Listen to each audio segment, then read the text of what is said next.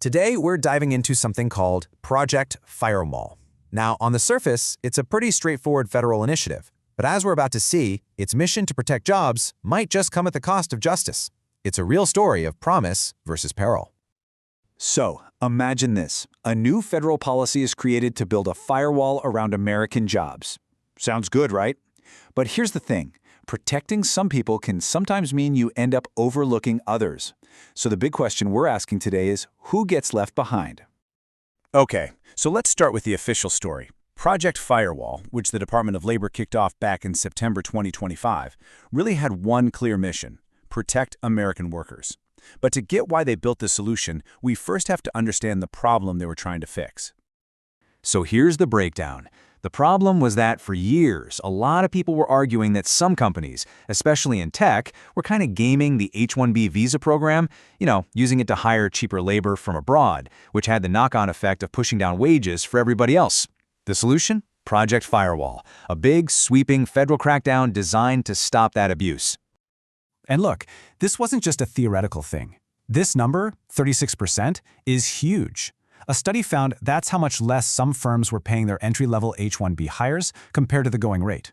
That single statistic really shows you the powerful money-saving incentive companies had to bend the rules, and it explains why the government felt like it had to step in, and step in hard. So, how does this thing actually work? Well, this is where it gets interesting. See, in the past, an investigation usually only started if a worker filed a complaint. And let's be real, a lot of people were too scared to do that. Project Firewall completely flips that. Now the Secretary of Labor can personally greenlight an investigation. It's proactive, not reactive. And if they find you're breaking the rules, the penalties are no joke. We're talking huge fines, paying back wages, and even getting banned from the H-1B program for good. Okay, so on the surface, this all sounds like a clear win for American workers. But this is where our story takes a turn. The program is designed to protect the people who already have jobs. But when you start to ask who really benefits, well, you uncover a massive blind spot. And this chart gets right to the heart of it.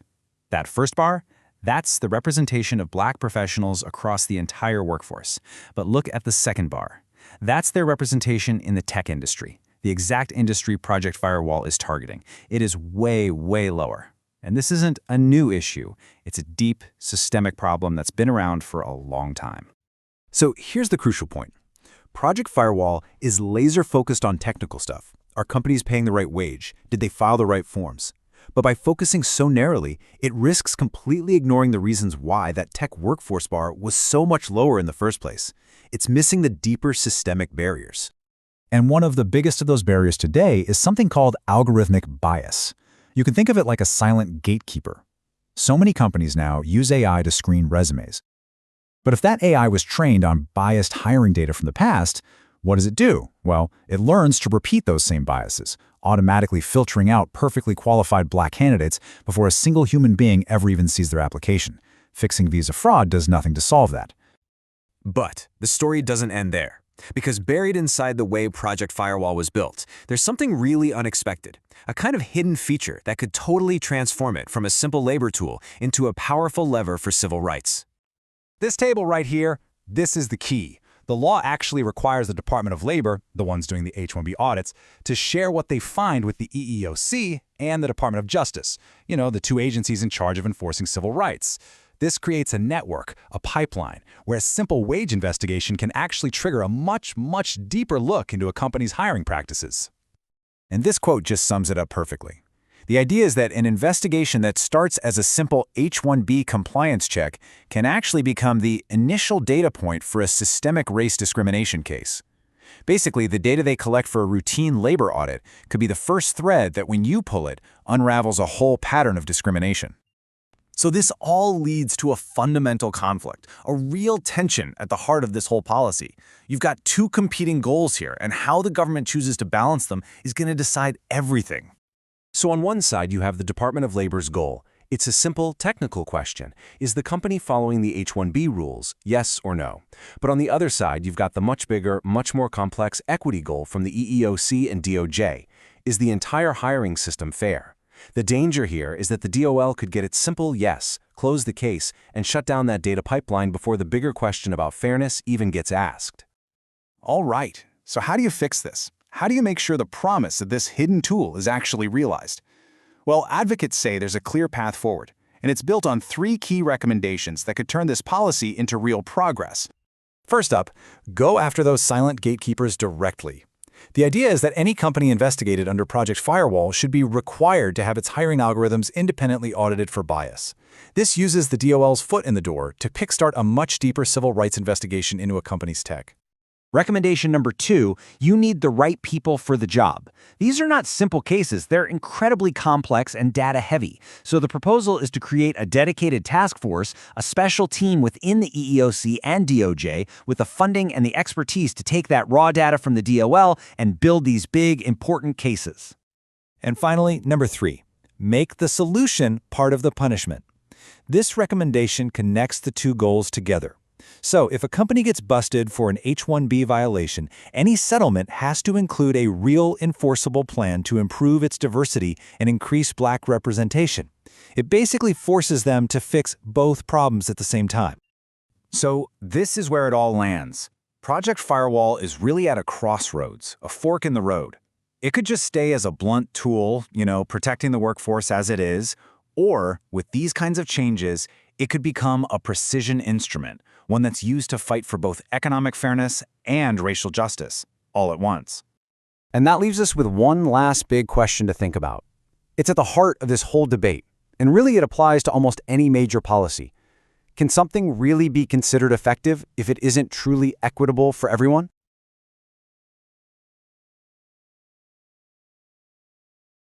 Immigration enforcement, fairness in the U.S. job market, and civil rights. Yeah, it's a critical spot. It really is.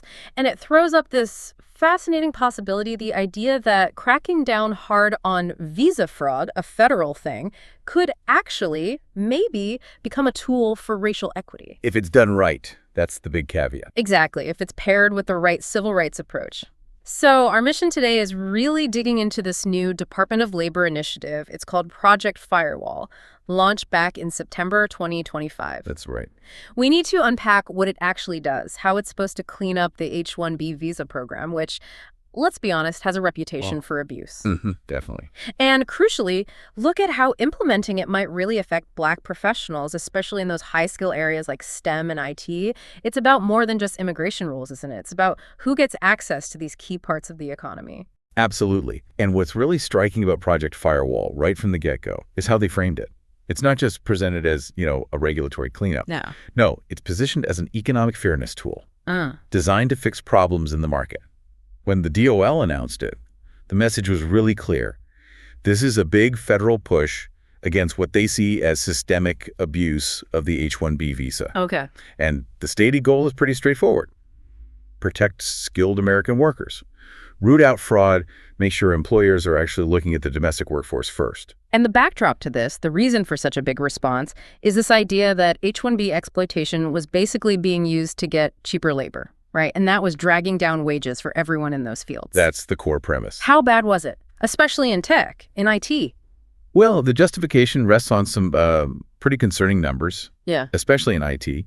Studies were showing that some tech companies were saving a lot of money by, let's say, aggressively using the program. We're talking significant wage suppression then. Yes, exactly. One study that gets cited quite a bit pointed to a 36% wage discount for positions these companies were labeling as entry-level H-1B jobs. Wow, 36%. Yeah, think about that. If a company can get talent for basically 2/3 of the going rate, that puts U.S. workers at a massive disadvantage for those same jobs. That is staggering. Okay, so the government steps in to stop this economic gaming, but usually investigating this stuff is tricky. It relies on the workers themselves, immigrant workers filing complaints. Right.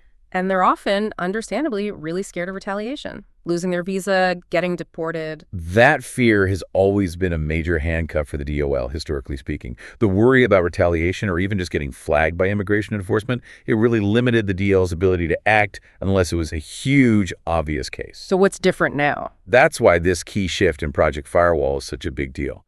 The DOL is moving to what they call a proactive, secretary-certified model. Okay, what does that mean in practice? It basically means the government is saying, we don't need to wait for a complaint anymore. The Secretary of Labor can certify investigations. This lets the DOL sidestep the reliance on individual whistleblowers. Ah, And instead, they can systematically target industries or employers known to be high-volume H-1B users, the ones who've really built a business model around it, often exploiting loopholes for cheaper labor. So it's designed to disrupt the whole business model. If the DOL uses this new power and catches a company breaking wage rules or hiring rules, what actually happens? Are the penalties strong enough to make companies think twice? Does it hit their ability to hire? Oh, absolutely. The consequences are designed to really take away the financial incentive for abuse. Companies can face huge civil fines. They can be forced to pay back wages owed to workers. Okay, money hurts. But the real kicker, the thing that really disrupts the business model, is debarment. Debarment, meaning? Meaning, if they're found non-compliant, they can be banned from filing any H-1B petitions in the future, usually for 1 to 3 years. 1 to 3 years without access to H-1B workers.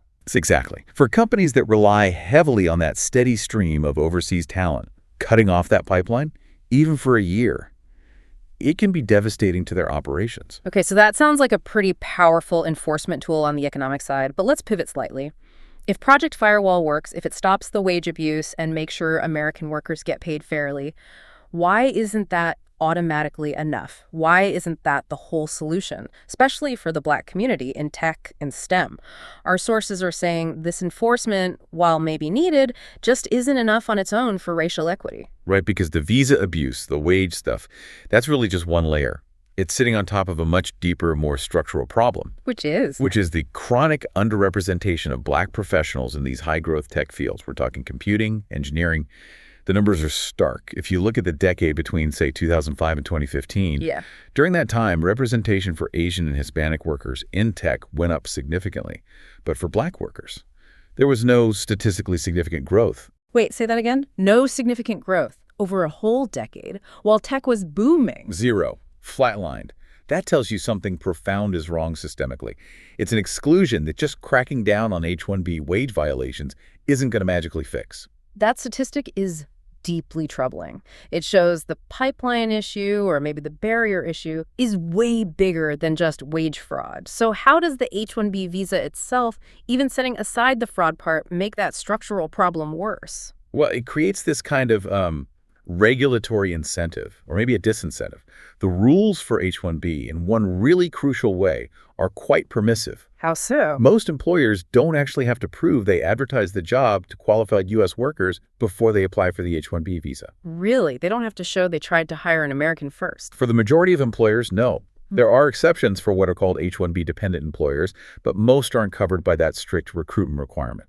So this basically removes the economic push for companies to do the hard work. The hard work Of investing the time, the money, the resources into seriously recruiting, training, maybe retraining, and retaining Black and Latinx professionals here in the U.S.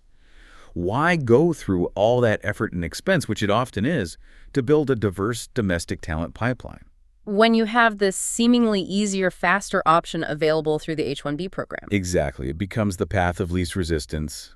Even if it's not intentionally discriminatory, just bypasses the need to fix the domestic pipeline issues. And this is where it gets even more complicated, right? Because the barriers today aren't just about neglect or old habits. They're actually being built into the technology companies use to hire. You mentioned algorithmic bias. Yeah, that's the really insidious modern piece. It's like a silent gatekeeper. Companies increasingly use AI, algorithm software to sift through resumes to screen candidates. It sounds efficient, but Federal agencies, like the EEOC, have been warning about this.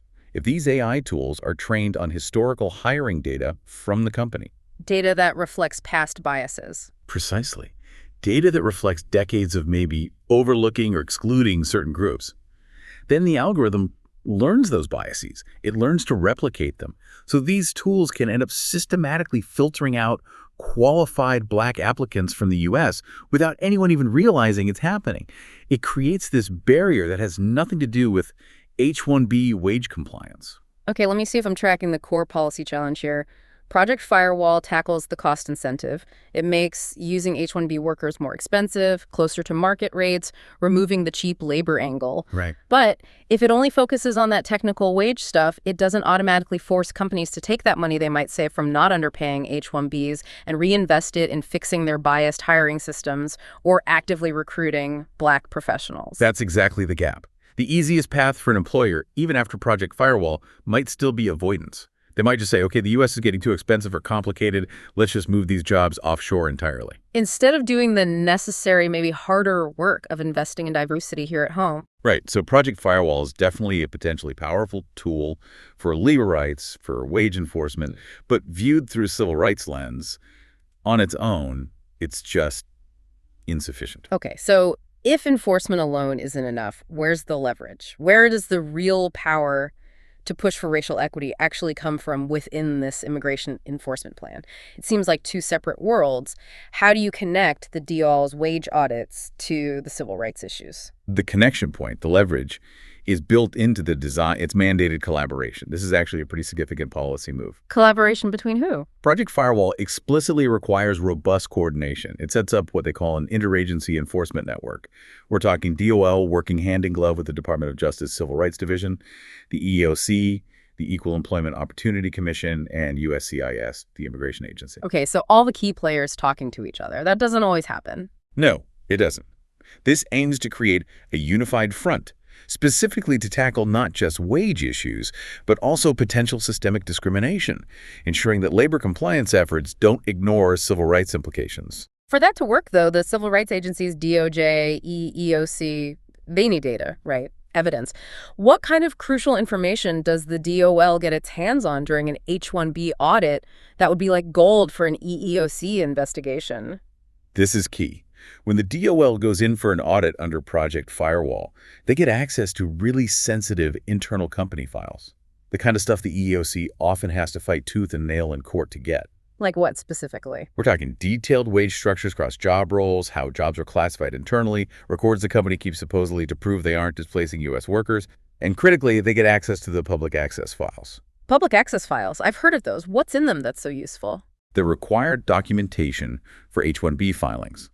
They contain things like the wage levels offered, the labor condition application, LCA paperwork, that attests to wages and working conditions, proof of how the company determined the prevailing wage, essentially a map of who they hired for what kind of job and what they paid them. Ah, okay. So it's a detailed snapshot of hiring and pay for specific roles. Exactly. And having this kind of large-scale internal data on who was selected, who wasn't, and how they were paid, that's absolutely vital for the EEOC and DOJ. Why? Because to prove a pattern or practice of discrimination under laws like Title VII, they need broad evidence, not just one person's complaint. Precisely. They need systemic data. So a DOL wage audit could be the thing that opens the door. An auditor goes in looking for wage theft, but the data they collect and are now mandated to share might reveal that, hey, qualified Black American applicants were systematically being pushed into lower paid roles, or maybe their resumes weren't even getting through the initial screening thanks to a biased algorithm. So the DOL audit acts almost like a discovery tool for the civil rights agencies, a shortcut to getting the evidence they need for a bigger discrimination case. That's the potential. It could streamline things significantly. Sure. But, and there's a huge but, there's a major risk here. Okay, what's the pitfall? The pitfall is that compliance doesn't automatically mean equity. This is crucial. A company could be perfectly 100% H-1B compliant. They could be paying every single H-1B worker the exact prevailing wage, ticking every box for the DOL audit. While at the same time, their recruitment software is systematically screening out Black candidates, or their promotion tracks unfairly disadvantaged Black employees. Exactly. They could be committing serious systemic racial discrimination totally separate from the H-1B wage rules. Now, if the DOL's internal process for referring information to the EEOC or DOJ isn't really robust and formalized, if it doesn't explicitly prioritize looking for signs of racial disparity, not just wage issues, then a DOL investigator could look at the H-1B paperwork, say, okay, wages look compliant here, close the case, and inadvertently shut down the flow of that vital data. The EEOC or DOJ might never get the information they need to pursue the deeper discrimination case, because the DOL's access was temporary, tied only to the wage audit. Wow. Okay, so the data stream could just dry up if the focus is too narrow? It's a real risk. The access is conditional on the DOL investigation remaining open. That really highlights the need to consciously build the racial equity piece into this initiative, doesn't it? It can't be an afterthought. So for you, the listener, who wants to see Project Firewall be more than just a technical fix, who wants real equity, what needs to be added, what are the strategic moves? Well, first we have to get beyond just hoping for voluntary referrals between agencies. That interagency coordination needs teeth, meaning it should require mandatory independent audits of the AI and algorithmic hiring tools used by any company targeted under Project Firewall. Yeah. The DOL's audit access should automatically trigger a parallel Title VII review focused specifically on whether those tools are fair. So use the H-1B investigation as the entry point to scrutinize the hiring tech itself for bias. Exactly. It's a unique opportunity for that kind of discovery. It proactively looks for the source of potential discrimination in the hiring process. And what about the penalties? If a company is caught violating H-1B rules, how do you link that to fixing diversity problems? The consequences have to directly target the diversity failures, too. Any settlement agreement reached under Project Firewall for an H-1B violation, it must include a mandated, legally enforceable affirmative action plan. Monitored Closely by the EEOC. And this plan can't be vague promises. It needs clear, measurable, public targets for increasing Black representation in their high-skilled jobs. So you create a direct legal and financial link, fix your H-1B compliance, and actively improve your diversity numbers or face ongoing consequences. That's the idea. It ties the two issues together inextricably. Looking bigger picture, though, Project Firewall is an enforcement strategy. What about the H-1B program itself? Does it need fundamental reform to stop incentivizing companies to look overseas first? Ultimately, yes. The long-term legislative goal, ideally, should be to change the H-1B rules themselves, require employers to demonstrate they've made real good faith efforts to recruit from underrepresented groups here in the U.S. Before they're even allowed to apply for an H-1B visa. Exactly. Flip the burden. Make cultivating a diverse domestic talent pool the prerequisite, not the afterthought. Force companies to invest upfront in finding and developing talent here, rather than seeing H-1B as the default easy button. And finally, how do we even know if Project Firewall is working in the way we hope? It can't just be about the money recovered, right? No, the metric of success has to change fundamentally. It can't just be dollars in back wages or the number of companies debarred. Critically, the success of Project Firewall needs to be measured by the actual percentage increase in Black professional representation within the companies and sectors investigated. Using what data? Using publicly available data, like the EEO-1 reports companies have to file. We need to track if the needle is actually moving on representation. If those numbers stay flat, then no matter how much money is recovered, the program hasn't lived up to its full potential for equity. So wrapping this up, Project Firewall feels like a really necessary step to tackle some clear economic abuse in the high-skilled job market. That seems undeniable. But the real story, the deeper potential, lies in deliberately pairing that enforcement with strong civil rights mandates, targeting not just the wage theft, but the biased algorithms, the systemic underinvestment in Black talent. If that pairing happens, if it's done right, then yes, it could become this powerful dual mechanism, something that dismantles both the economic exploitation and the structural racial barriers in these incredibly important high-growth sectors of our economy. Huge potential impact. And we have to stress again, the whole thing relies on getting good data. That means ensuring immigrant workers feel safe reporting violations. Right. Multiracial solidarity is absolutely crucial here. If the program creates fear, the data dries up, and that hurts all workers fighting for fair treatment. Building trust is paramount. Which leads us to that final provocative question for you, the listener, to think about. Let's say Project Firewall works perfectly on the economic side. It removes the incentive for cheap foreign labor via H-1B. But if the underlying corporate culture doesn't change, if those biased hiring algorithms are left untouched, what's the guarantee that companies will actually do the difficult work, as you called it, of investing in domestic diversity? Or will they just find new loopholes, new ways, maybe offshoring, to avoid building that diverse talent pool here at home? That's the real question, isn't it? Whether